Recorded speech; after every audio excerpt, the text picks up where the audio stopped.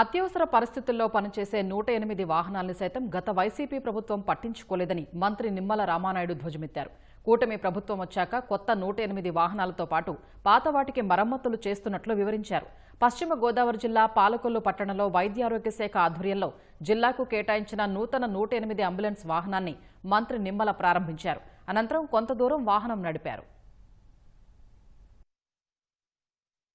కూటమి ప్రభుత్వం అధికారంలోకి వచ్చినటువంటి సంవత్సరం కాలంలో మళ్ళీ ఆ యొక్క పాత 108 వాహనాల స్థానంలో మళ్ళీ కొత్తవి తీసుకురావాలి. అదేవిధంగా మిగిలిన అన్ని వాహనాలు ఇంకా ఏవైతే ఉన్నాయో వాటి రిపేర్స్ అన్ని చేసి మంచి కండిషన్లో ఉంచాలి అనేటువంటి గౌరవ ముఖ్యమంత్రి చంద్రబాబు నాయుడు గారు, అదేవిధంగా మరి పవన్ కళ్యాణ్ గారి యొక్క ఆలోచనల మేరకు ఈరోజు మళ్ళీ ఆంధ్రప్రదేశ్ రాష్ట్రంలో అందులో కూడా ప్రత్యేకించి మన పశ్చిమ గోదావరి జిల్లాలో 21 అంబులెన్సులు ఉంటే అందులో 11 అంబులెన్సులు నూతనంగా మరి నిధులు మంజూరు చేసి ఈరోజు మన జిల్లాకు అందిస్తున్నటువంటి పరిస్థితి. అందులో భాగంగా ఈరోజు 4 అంబులెన్సులు ఈ జిల్లాకు ఈరోజు రావడం జరిగింది.